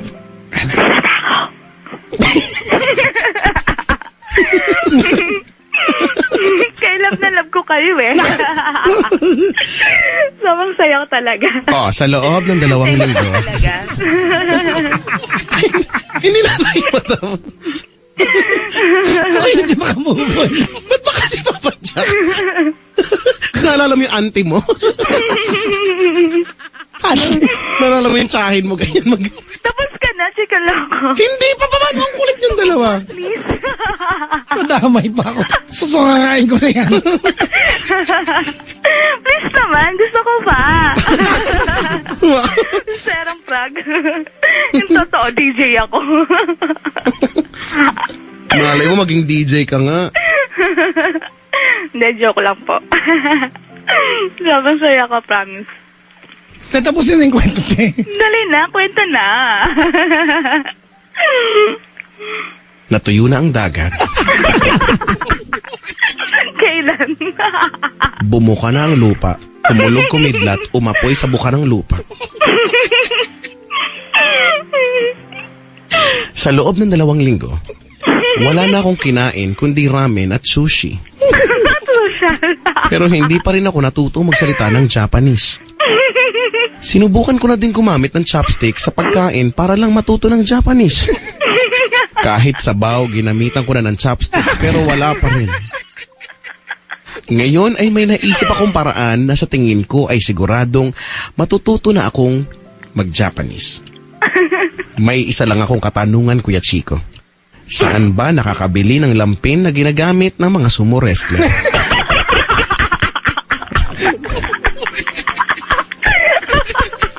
Sana ay mabigyan mo ako ng sagot bago kami mag-exam uli. Lubos na gumagalang, Kenny. Lasya. Ang saya ko, diba? Saya. Lul. Laugh uber loud yun. I like myself. Joke lang. Okay, seryoso na. Tapos,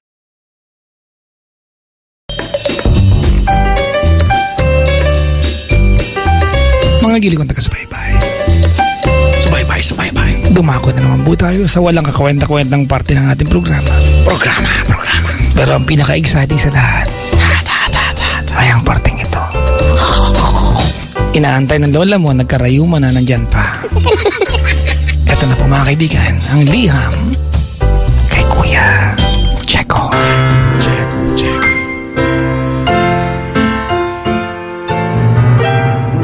Isang mapagpalayang araw sa inyong lahat. Eto na naman tayo sa isang edisyon ng Liham kay Kuya Checo. Simulan na natin. Okay. Dear Kuya Chico. Checo na lang. Nasa letter yon? Wala, binago ko na lang. Okay. Itago mo na lang ako sa pangalang Mara. Ang pamilya namin ang pinakamahirap sa aming lugar. At minsan, hindi ko matanggap ang naging kapalaran namin.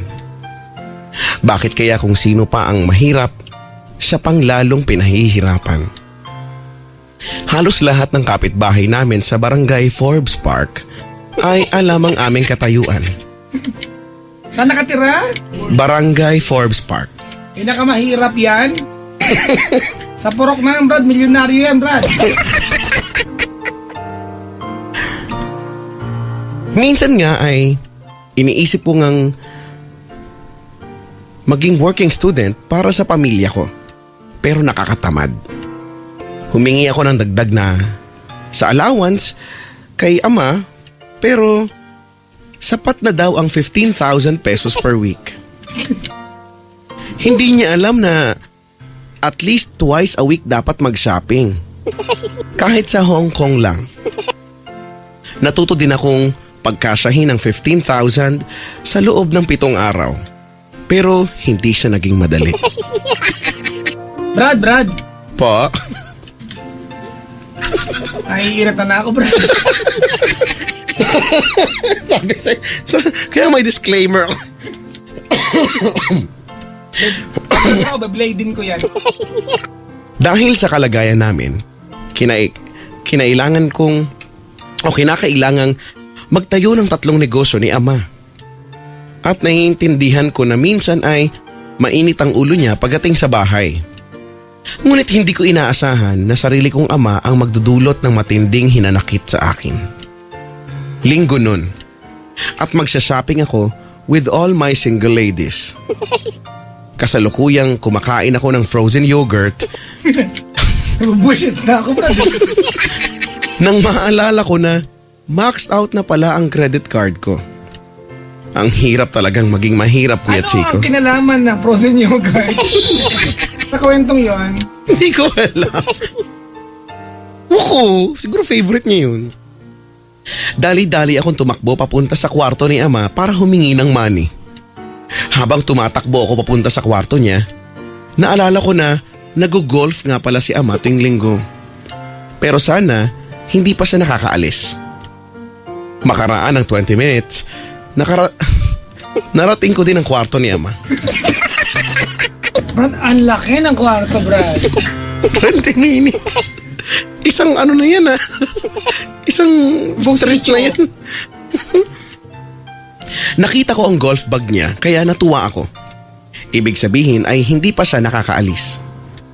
Pero hindi ko siya makita sa kwarto niya. Pinasok ko na ang lahat ng walk-in closet pero wala talaga siya.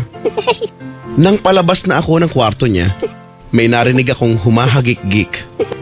Parang pinipigil ang tawa. Nang hanapin ko kung nasa nanggagaling ang hagik-gik, nakita ko si ama na nakatago sa likod ng kortina.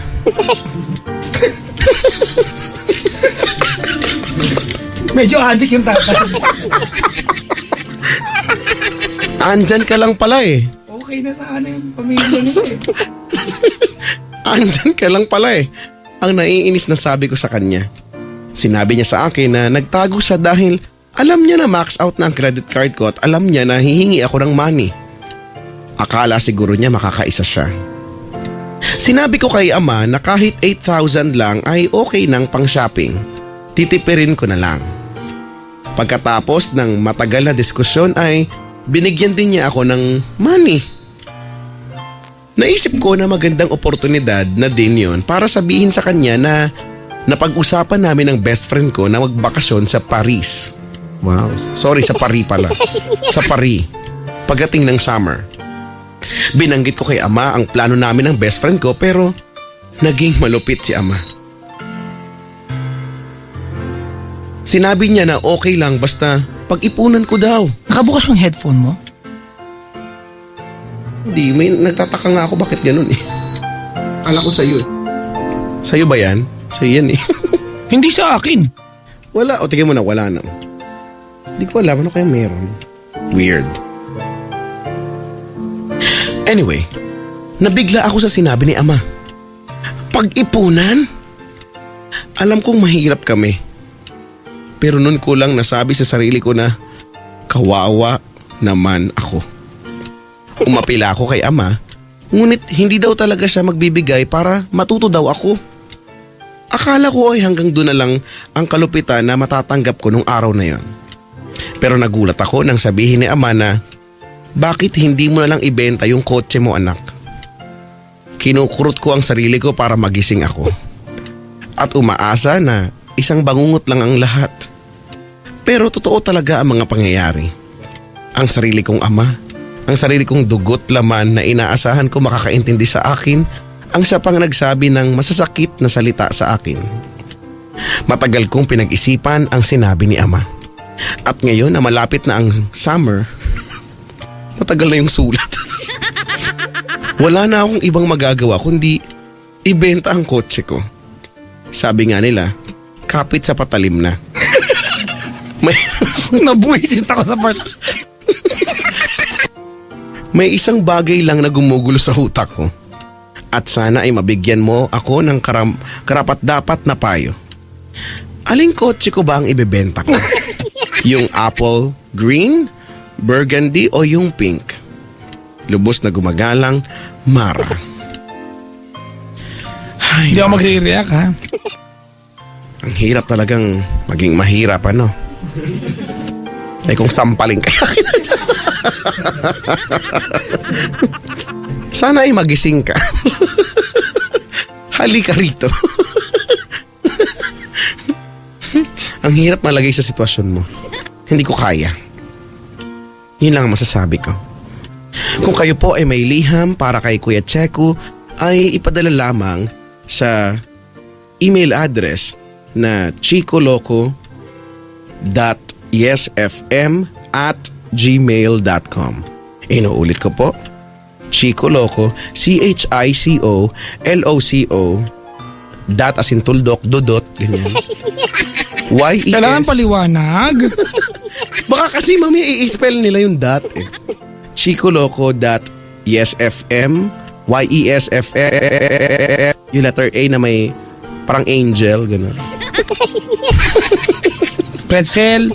Ay, pretzel @gmail.com. Hindi po Gmail ha, Gmail po. Okay po. Kailangan ilagay nyo lang sa subject ang liham kay Kuya Checo. Seryoso po ito. At malay nyo, next week ay istorya nyo na ang maririnig na mga pagmumukha namin. Sa letter sender, yun na lang masasabi ko.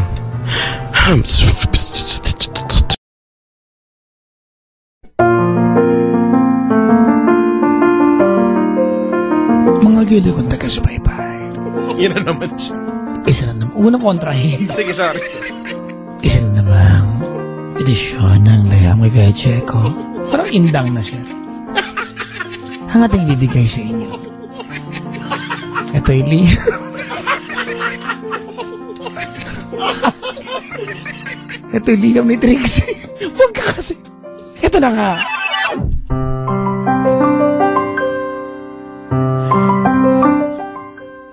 Good morning sa inyo lahat, mga kapwa at mga kabisyo, mga kamukha at mga kaamoy. Ito na naman tayo sa isang portion na pinamagatang Liham kay Kuya Checo. Checo.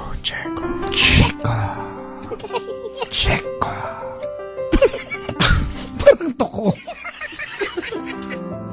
Ang sabi sa liham, Dear Kuya Checo, magandang umaga po. Ang aking liham ay tungkol sa isang bagay na hindi kayo interesado ni Papa Jack. Naka-ready yung baseball bat ko dito. At yun ay pagkain. Ay, totoo yan. Ay, naka. Totoo yan. Close na kami kagad na nagsulat. Itago nyo na lang po ako sa pangalang Trixie. Pero pakiusap po, wag nyong ilabas. Corny ang part na yan, ha? Isa po akong call center agent sa isang kumpanya na pilit na nakikipagsabayan sa mga sikat na BPO companies, pero hindi naman sumisikat. Bastos na empleyado yan. Ito ang napili kong propesyon dahil alam kong malaki ang sweldo dito upang matugunan ang hilig ko sa pagkain. Mahilig kasi akong kumain sa mga kilalang restaurant. Tulad ng, mabanggitin naman, tulad ng Viking sa MOA, Tim Ho Wan sa Mega Mall, So, siya. Jollibee sa Hong Kong, Akala ko nga, nagmura ng konti. Dad sa Glorieta, Wow. at Angel's Burger sa Kanto. Walay. Kabalin sa Trinoma at Pansit Canton sa bahay. Isang araw, habang nasa buffet ako, may nakilala akong lalaki. Sabay kasi naming nakuha yung last piece ng crispy pata sa buffet. Sandali kaming nag-agawan, pero dahil siniko niya ako ay nabitawan ko ang crispy pata at nakuha niya ito. Imagine mo ba yun? Imagine mo gano'ng kakitangatig ng pag ginawa niya. Napakagahaman naman sa crispy pata. Sobra naman yun. Ako nga pala si Lester. Pakilala niya sa akin. Nabanggit din niyang wala siyang kasama sa mesa kaya nagpasya kami na mag-share na lang kami ng table. Uy, takto yan, Chico. Kasi hindi, pag nag-buffet ka mag-isa, hindi maganda na mag-isa ka lang. Hindi mo ma-enjoy. Maghanap ka talaga ng mag-isa rin. Tama. Di ba? Tama. Nagpasya kami na mag-share na lang kami ng table para may kakwentuhan din naman ako. Mabait siya, Kuya Checo. Makwento pa. Habang nilalantakan namin ang lechon na may bagnet at sisig with toko at baboy on the side, doon ko nalaman na siya pala ay isang food nutritionist. Hindi agad ako makapaniwala, Kuya Checo. Pero dahil mabait siya ay naisip kong baka nga totoo ang sinasabi niya. Simula noon ay naging magkaibigan na kami ni Lester at napapadalas na ang aming pagkikita. Naging hobby na din namin ang mag-food trip. Hanggang sa dumating ang araw na niligawan niya ako. Siyempre, nagpakipot ako. Kaya ang sabi ko ay pag-iisipan ko muna. Matapos ang 5 segundong pag-iisip ay nagpasya akong ibigay ang matamis na oo. At siya namang ikinaganap. Gano'n katagal? 5 segundo. Tagal, bro. 5 segundong pag-iisip. Mas gusto ko nang kaklose yung huling caller natin. Makalipas ang ilang araw ng pagiging magkarelasyon namin, nagpasya siya na ipakilala ako sa pamilya niya. Doon ko din nalaman na magaling pala siyang magluto, Kuya Checo. Iba't ibang potahe ang niluto niya nung araw na yon, gaya ng instant noodles, pritong hotdog at itlog, lomi at nilagang talong. Habang kumakain kami, kasalo ang kanyang pamilya at dito nabanggit ng nanay ni Lester na ang gusto nilang maging asawa ni Lester ay magaling din magluto kasi ayaw daw nila ng ginugutom. Sabay nagtanong ang kanyang tatay sa akin kung marunong ako magluto. Natigilan ako, Kuya Checo. Munti ko nang malunok ang buto ng... Munti ko nang malunok ng buo ang footlong hotdog na subo-subo ko. Dahil ang totoo ay hindi ako marunong magluto. Ni magpakulo ng tubig, hindi ako marunong. Magluto pa kaya? Pero dahil ayaw kong umayaw sa akin ng kanyang mga magulang, sumagot ako ng, "Opo, marunong po ako." Dahil dito ay nagpasa sila na ako ang magluto ng hapunan.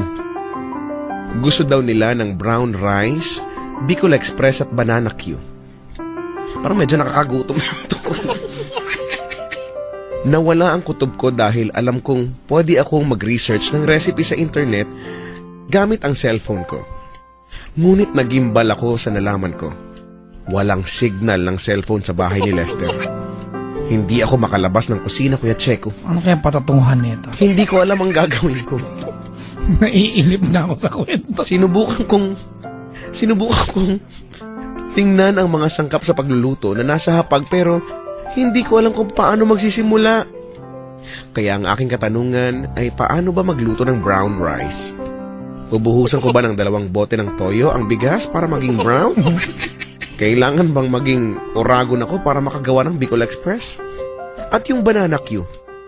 Paano nagkaroon ng glaze ang saging kung ordinaryong asukal lang naman ang meron? Sana po ay masagot niyo po ang aking katanungan dahil 3 oras na sila naghihintay. At Sila kang bumenta! At sigurado nangangamatay na sila sa gutom. At hindi na rin uubra ang aking dahilan na ayaw magsindi ng kalan nila. Lubos na gumagalang. Nagka-point, ha? Palakpakan natin, mga kaibigan. Palakpakan po natin.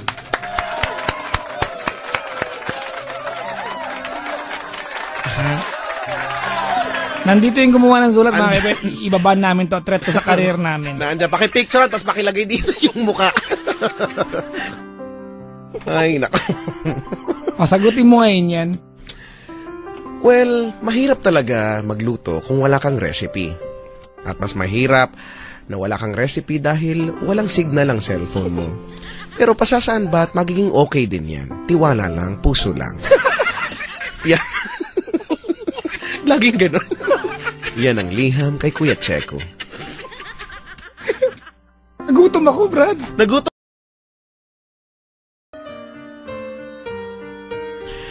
Magandang umaga po mga giliw na taga-subaybay. Ito po muli ang liham kay Kuya Checo. Checo.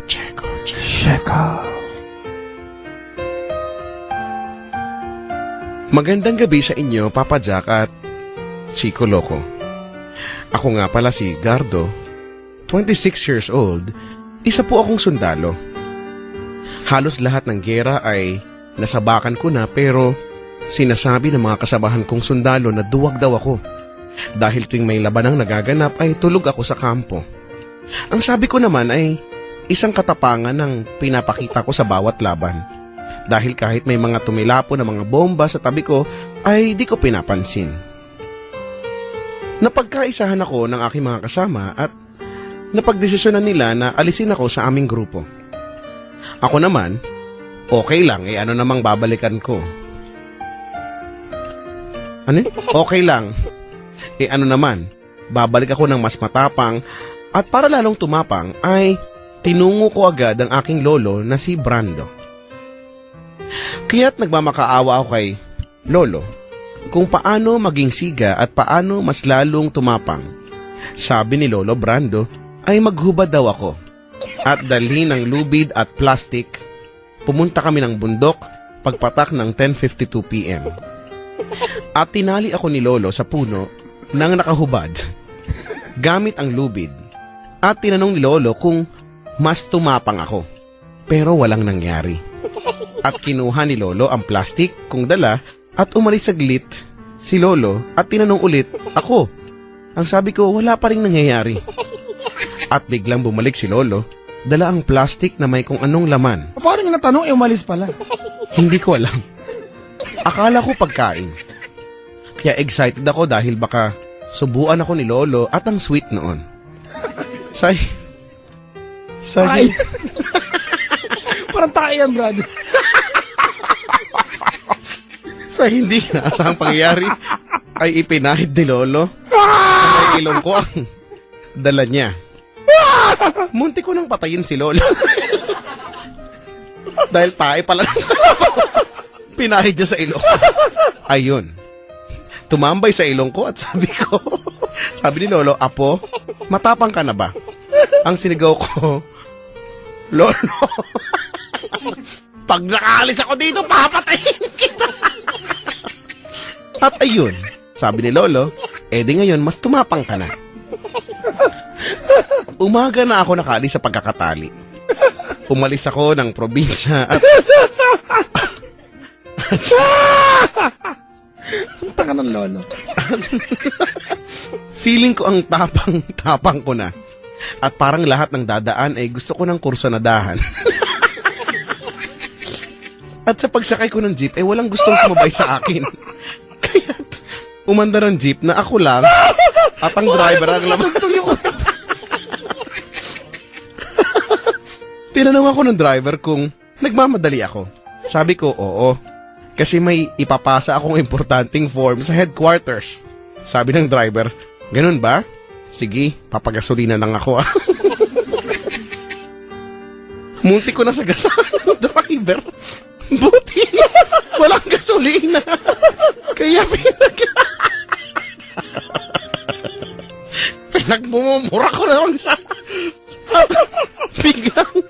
Biglang pasugod siya sa akin. At dala ang cross wrench. At hampasin ako. Kinabahan ako. At kailangan kong tumapang.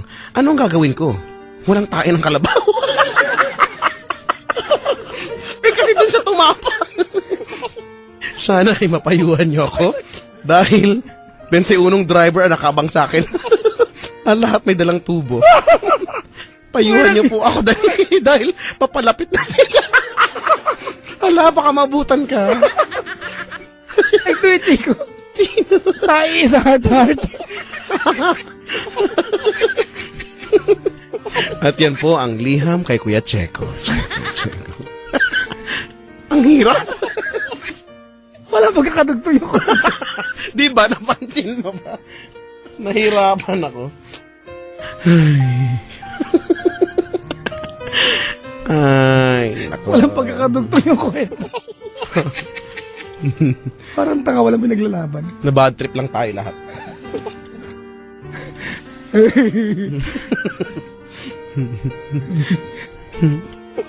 Si Jebs para ng kalabaw tatapang.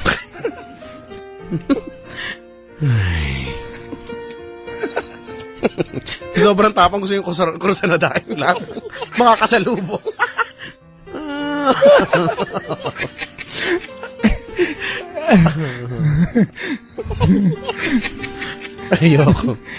Ayoko na yan, ha? Sa mga gusto po magpadala ng liham kay Kuya Checo, yung mas may sustansya po, pakipadala po yan sa aking email address, chicoloco.yesfm@gmail.com CHICOLOCO.dodot.tuldok YESFM@gmail.com. Ilagay mo lang sa subject ang hoy, mukha mo. Aantayan ko po. Malay mo, sa susunod na linggo, yung sulat na ng mukha.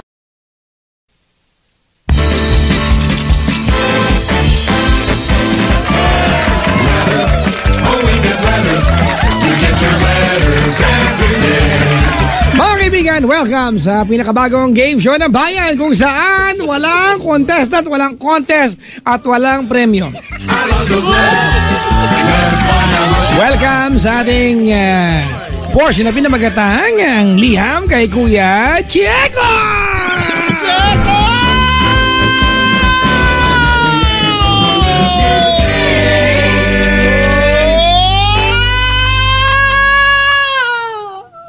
Ano meron? Wala, may sunog yata sa Ano ba yan? Mga kaibigan, liham! Magandang umaga po mga kapwa at mga kabisyo. Ito na naman po tayo sa isang makabuluhang edisyon ng palatuntunang Liham kay Kuya Checo. Checo.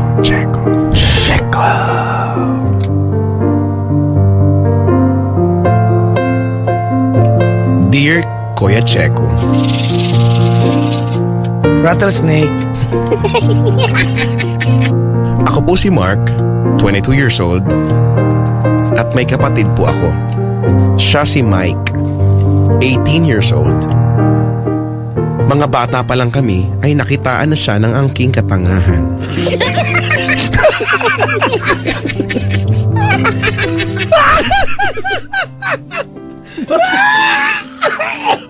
Wow! Maghunos dilis ka! Maghunos dilis.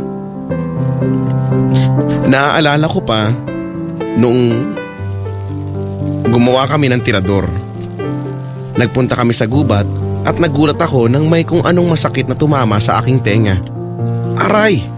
Ang sigaw ko. Nakarinig ako ng tawa mula sa kapatid ko. Sinusubukan ko lang kung gumagana, kuya. Dapat nga sa ulo mo ang tama pero sumablay. Hihi. Hinabol ko talaga siya, Kuya Checo, at gusto kong bugbugin. Ngunit napakabilis niyang tumakbo. Pwede nga siyang maging mandurukot sa bilis niyang tumakbo. Isa lamang yon sa mga katangahan niya noong bata pa kami. Ngayon ay dito na kami nakatira sa Maynila. At habang lumalaki kami, ay siya namang pagkaliit. O habang lumalaki kami, ay siyang pagliit naman ang utak niya. Ang harsh sa kapatid nito. Para ikaw. Hindi baka isipin niyo ako gumawa nito Nakita kong basag ang salamin namin sa sala. May nakita raw si Mike na may gumagaya sa kanya kaya hinamon niya ng suntukan. Sumakit ang ulo ko sa kanya. Bagong bili pa naman ang salamin na yon. Grabe talaga, Kuya Checo. Meron pa nga nang makasalubong ko siya sa kalsada. Sabi ko, saan ka pupunta? Sa kanto. Inutusan ako ni nanay. Tingnan ko daw kung nasa basketball court ka. Sige kuya, una na ako ha. Parang gusto kong pumatay ng mga oras na yun, Kuya Checo. Nasalubong na yung kuya. Hindi ko nga po alam kung kanino siya nagmana. Nang minsan, Hindi ko yung kuya niya, no? Ano pangalan ng kuya? Mark. Okay to. Oy, hindi ako. Ano pangalan? Mike nga yung bunso Anong pangalan ng kuya ka? Mark! Oh, anong pangalan sa taong buhay? Mark din. Bakit ba? Uy, ikaw yan! Hindi ako to. Hindi ako to.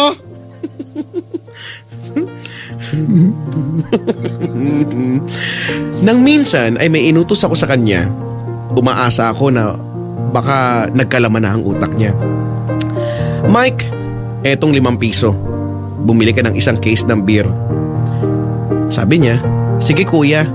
Naku, Kuya Checo. Tanga nga po talaga. Pero bumalik po siya. Baka natauhan na. At ang sabi niya, ang sabi ko pala, oh, ba't ka bumalik? Sabi niya, mabigat yung isang case kuya. Samahan mo ko magbuhat. Gusto ko na po siyang ibaon sa lupa talaga. Kung may ranggo man ang katangahan, baka general na siya ngayon. Nang minsan naman ay natutulog si nanay, nakita ko po siyang akmang hahampasin ng kahoy si nanay. Buti na lang napigilan ko agad. Bigla siya nagalit at sinabing istorbo daw ako dahil may lamok sa noo si nanay. Parang gusto kong kunin ang kahoy at sa kanya at sa halip ay ihampas sa kanya. Okay ka lang? Ngunit Nahirapan ka lang. Ngunit nasa na yung kasunod?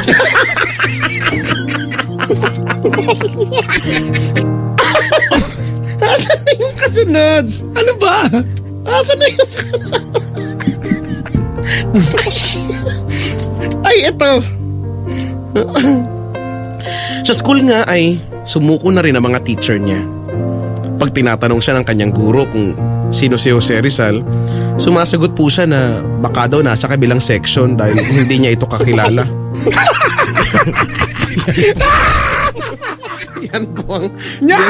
Yan po ang palagi niyang sagot mula ng elementary at ngayong kolehiyo na siya. Di ko nga po alam kung paano siya pumapasa. Baka pati mga teacher niya ay ayaw na siyang makita pa kaya pinapasa na lang siya. Nag-request pa kay nanay na isang subject kada isang taon para daw maipasa niya. Nang mag-field trip nga sila noon, sinabi niya sa kanyang teacher na kulang silang lahat. Kinabahan ng sobra ang teacher niya pero sabi ng isa niyang classmate ay kumpleto naman sila. Binilang niya ang lahat pero hindi sinama ang sarili. Grabe po talaga ang kakulangan niya. Natatawa ako sa kakornyan ng... Naaawa ako sa kanya at naiinis. Alam ko pong walang gamot sa tanga. Pero ano po kaya ang magagawa ko para mahinto na ang kalbaryo sa pamilya namin at pati na rin sa ibang tao. Sana ay mapayuhan niyo ako, Kuya Checo. Lubos na gumagalang, Mark.